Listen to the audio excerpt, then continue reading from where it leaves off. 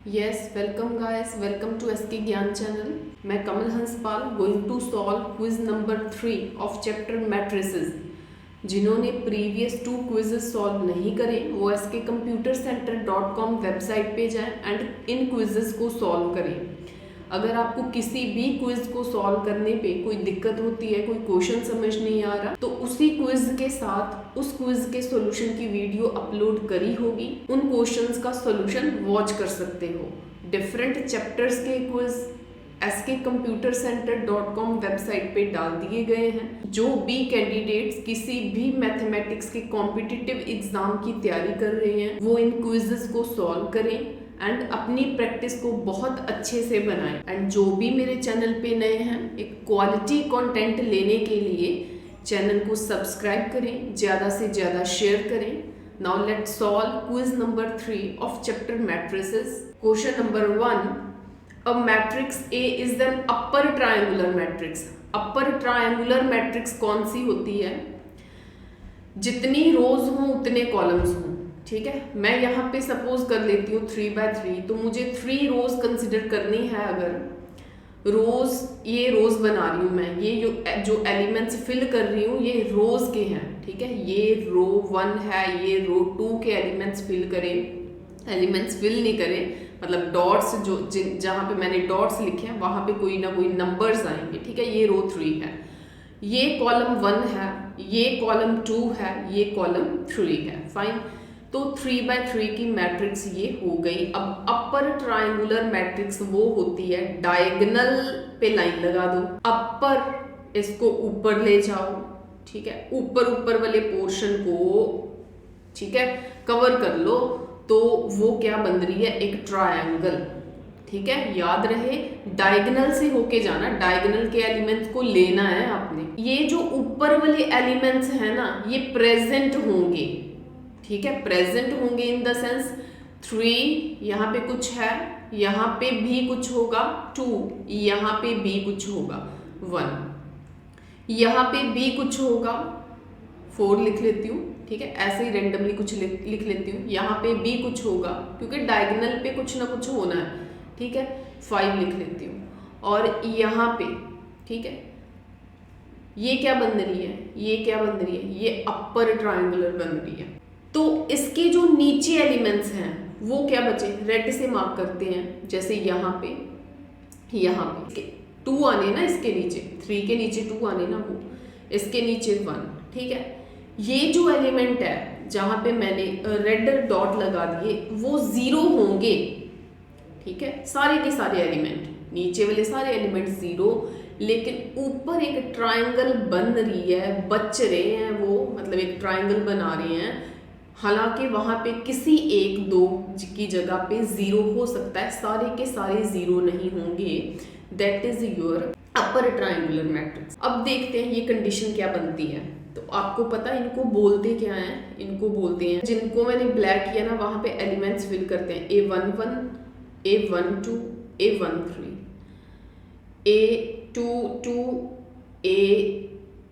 A33, यहाँ पे A23। यहाँ पे क्या होगा? इसको आपने याद कैसे रखना है? जैसे ये 1 रो है ना, 1 1 1 2 1 3, सेकेंड रो है ना A21 2 2 2 3, थर्ड रो है ना A31 A32। ठीक है, जहाँ पे मैंने रेड मार्क करा है, यहाँ पे 0 होगी। तो कहाँ पे 0 है? 0 है जब पहले वाले सबस्क्रिप्ट को I बोला है इन्होंने, दूसरे वाले को J बोला है। फाइन, 0 कहाँ पे है? 0 वहाँ पे है, ये 2 बड़ा है 1 से, 3 बड़ा है 1 से, 3 बड़ा है 2 से। जब I बड़ा है J से, तब वहाँ पे एलिमेंट्स 0 हैं। ये क्या है? I and J equal, I and J दोनों इक्वल, 2 2 दोनों इक्वल हैं, मतलब I एंड J इक्वल हैं, 3 3 दोनों आपस में इक्वल हैं। डायगोनल के लिए पता क्या कंडीशन बन रही है? I is equal to J। इन एलिमेंट्स के लिए पता क्या है? इन एलिमेंट्स के लिए है I छोटा है J से। चेक करो, पिछले वाला बड़ा है, 3 बड़ा है, ये 3 बड़ा है, यहाँ पे 2 बड़ा है, ठीक है, पिछले वाला बड़ा है, तो it is a square matrix, yes होनी चाहिए। ए आई जे 0 कब है? जब आई लेस देन है जे से, नहीं, ये ऊपर वालों के लिए मैंने बताया था कि इन एलिमेंट्स में आई लेस है जे पे, लेकिन ये 0 नहीं है, इसको छोड़ दो। आई जे से बड़ा, यस ये एलिमेंट्स हैं, तब आई जे दोनों, तब ए आई जे 0 है, यस बी ऑप्शन।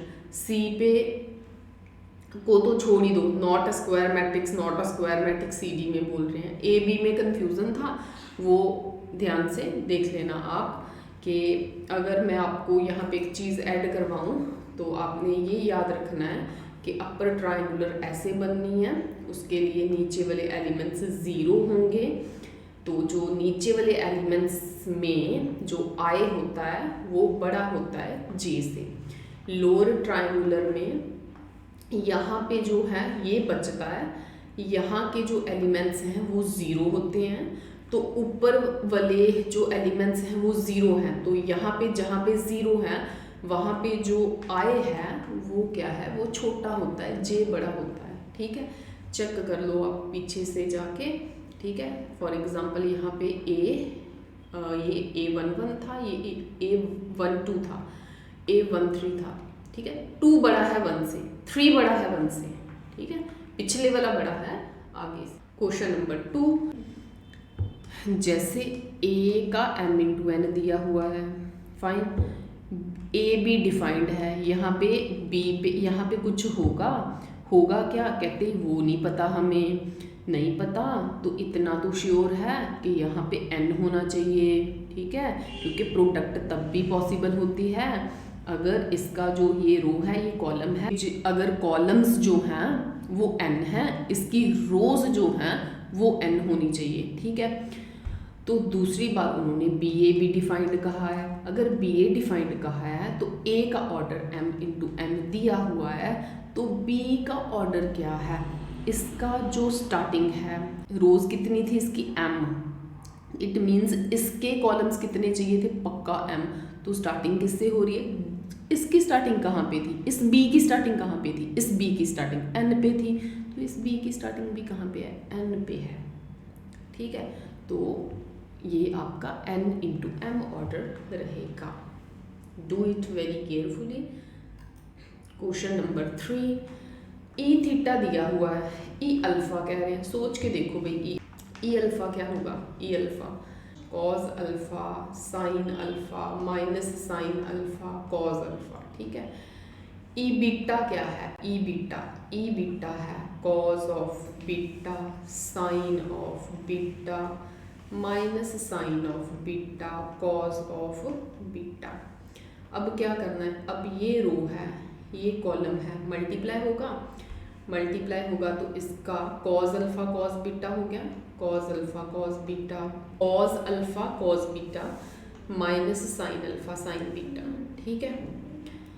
रो को कॉलम के साथ किया, क्योंकि कॉलम चेंज करना ना, अभी रो तो वही रहने देनी है, नेक्स्ट वाले का कॉलम चेंज करना है, वो हो गया cause alpha sin beta sine alpha cos beta, ये रो है ये कॉलम है। अब minus sin alpha cos beta plus नहीं आएगा क्योंकि इसका इसके साथ होना ना, तो वो आना minus cos alpha sin beta. अब ये रो यही रहने दो, कॉलम चेंज कर दो, वो आना माइनस का sin alpha sin beta plus का कॉज अल्फा कॉज बीटा, ठीक है। तो this is equal to cos A cos B minus sin A sin B, तो ये फॉर्मूला होता है cos A cos B minus sin A sin B, cos alpha plus beta, मतलब alpha beta angle बन रहे हैं ना यहाँ पे, cos A sin B sin A cos, मतलब sin A cos be cause A sin B, कहने का मतलब साइन अल्फा प्लस बीटा, इन दोनों में से माइनस बाहर निकाल लो, ये माइनस बाहर निकाल लो, जब माइनस बाहर निकलेगा तो sign A cause A sin B, मतलब साइन अल्फा प्लस बीटा, ठीक है। प्लस का साइन आ जाना दोनों के साथ, वो बाहर निकल गया, तो फॉर्मूला सेम इसी का बन गया, यहाँ पे फिर वही ये वाला कॉज अल्फ़ा प्लस बीटा। आप इन आइडेंटिटीज़ को याद करें एंड यहाँ पे फिल करें। तो ये अब इसको इसके साथ मैच करो। जब थीटा था यहाँ पे तब एंगल में सब कहीं पे थीटा था। अगर अल्फ़ा था तो मैंने आराम से अल्फ़ा, बीटा था तो बीटा।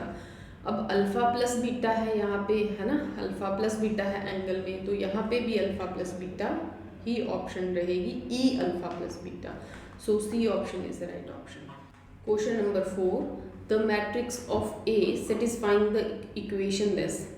अब आप ऐसे करो कि आपको ए की वैल्यू निकालनी है ना, तो 1 3 0 1 ए को ना आप एक्स वाई जेड डब्ल्यू ले लो, और ये किसके इक्वल है, 1 1 0 -1 के। तो आप इनकी कैलकुलेशन करो, मैट्रिक्स की मल्टीप्लिकेशन होनी है ना, तो ये 1 3 एक्स वाई के साथ ये हो गया x प्लस 3z।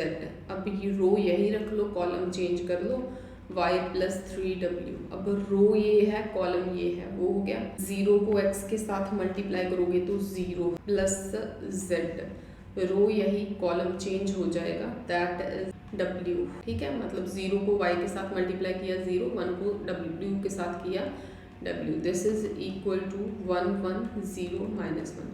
अब इनको आप इक्वेट कर दो, कहने का मतलब x plus 3z is equal to 1, y plus 3w is equal to 1। z किसके इक्वल है, 0 के, w किसके इक्वल है, -1 के। z की वैल्यू 0 के इक्वल, ठीक है, w की वैल्यू -1 के इक्वल। तो ये जो वैल्यूज़ हैं वहाँ पे पुट करो पिछली इक्वेशन में, तो वहाँ से आपके पास आ जाएगा x की वैल्यू 1 है, w की वैल्यू -1 पुट करो, -3 हो गया, उस साइड जाके 4, y की वैल्यू क्या आ गई, 4 प्लस की। ठीक है, ये जो वैल्यूज़ हैं 4, ठीक है, ये वैल्यूज़ जिसको मैंने फाइंड करना था a को, a की जगह पे तो मैंने कंसिडर कर लिया था ना x y z w। It means a क्या है, a है x y z w, तो x की वैल्यू क्या है, 1, यहाँ पे 1 चाहिए, सब पे 1 है, y पे 4, यहाँ पे 4 है, यहाँ पे 4 है, z की वैल्यू 0 है, z की यहाँ पे z है ना, z की वैल्यू 0 है, इसको छोड़ दो, ठीक है, ये ओके। तो सी ऑप्शन रहेगी, ठीक है। लास्ट w को चेक कर लेते हैं, w हमारा यहाँ पे आया -1, वहाँ पे -1 है, सो कंफर्म है कि C option is right option. Question number 5, i की वैल्यू दी हुई है, it is nothing but identity matrix. तो ये j की वैल्यू दी हुई है, b भी दिया हुआ है, वेरी सिंपल, b कैसे, b दिया भी हुआ है, b पूछा है कि b बना कैसे, कौन से फॉर्मूले को अप्लाई किया ये बना। पहले से जाऊंगी अगर मैं, पहले i की वैल्यू ये दी हुई है उन्होंने ऊपर 1001, ठीक है, cos थीटा है, यहाँ पे cos थीटा लिख दो साथ में, है ना, वैल्यू सब्स्टिट्यूट करते हैं ना हम, तो साथ में प्लस का साइन, मैं प्लस का साइन डाल देती हूँ। j की वैल्यू पुट करो, j है 0 1 -1 0, j की वैल्यू पुट कर दी, साथ में साइन थीटा है तो यहाँ पे साइन थीटा लगा दो। इसको सॉल्व करो, ये चीज़ बनती है, चेक कर लो, बन रही है, आप चेक कर लो, तो it means A option is the right option. Question number 6, A is a square matrix, okay, such that A into A transpose identity matrix के इक्वल है ए ट्रांसपोज इंटू ए, ठीक है, ये आइडेंटिटी मैट्रिक्स के equal है दोनों ही। Then A is, ए क्या है, सिमेट्रिक में नहीं ऐसा होता था, ठीक है, स्क्यू सिमेट्रिक में ये होना चाहिए, डायगोनल भी नहीं है, डायगोनल कहाँ से आ गया, डायगोनल ऑर्थोगोनल है, ये ऑर्थोगोनल की प्रॉपर्टी होती है, मतलब जहाँ पे ये प्रॉपर्टी लगती है वहाँ पे ए को ऑर्थोगोनल बोलते हैं। Question number 7, if A is an orthogonal, orthogonal का अभी तो बताया, ए इंटू ए ट्रांसपोज आइडेंटिटी के इक्वल होना चाहिए, तो ए इनवर्स को फाइंड करने को वो कह रहे हैं, आप ऐसे करो कि इस इक्वेशन को दोनों साइड ए इनवर्स अप्लाई कर दो। नो डाउट आपको ए इनवर्स चाहिए, लेकिन आप करो पहले ए इनवर्स, यहाँ पे मैंने ए इनवर्स अप्लाई करा, ठीक है, ए इंटू ए ट्रांसपोज यहाँ पे भी अप्लाई करो, ठीक है, तो ये क्या बन गया, ये बन गया आइडेंटिटी, ठीक है, identity A transpose is equal to A inverse है ये इस साइड, आइडेंटिटी छोड़ दो, A ट्रांसपोज किसके इक्वल है, A इनवर्स के। तो कहने का मतलब A इनवर्स किसके इक्वल है, A ट्रांसपोज के, ठीक है। तो 7th का B answer. Question number 8, F D is equal to diagonal D1 D2 D3 Dn where Di not equal to 0, मतलब डायगोनल के जो एलिमेंट्स हैं वो 0 नहीं हो फॉर ऑल आईज, कोई भी वैल्यू डायगोनल की 0 नहीं हो, इसका मतलब ये है। देन D इनवर्स क्या है, ये जो D इनवर्स है ये क्या है, ये 1 अपॉन डायगोनल के एलिमेंट्स का इनवर्स हो जाएगा, 1 अपॉन D1 1 अपॉन D2 ऐसे हो जाएगा।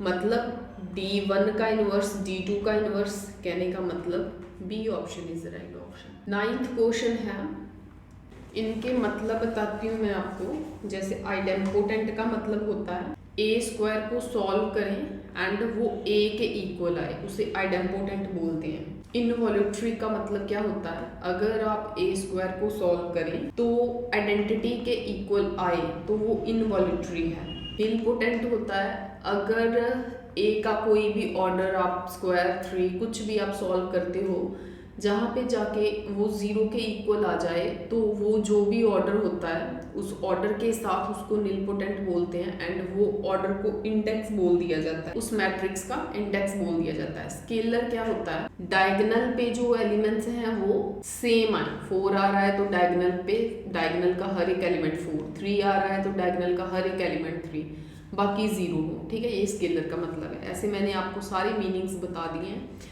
तो मैं बात ये है कि मुझे ए स्क्वायर पहले फाइंड करना है, ठीक है। जब मैं ए स्क्वायर पहले फाइंड करूंगी, ए स्क्वायर का मतलब ए इंटू ए है ना, दैट्स वाई मैं यहाँ पे ए की value B square minus A square minus A B, यहाँ पे B square minus A square minus A B fill करूँगी, ठीक है। रो को कॉलम के साथ मल्टीप्लाई किया, A B at as A square B square, ठीक है।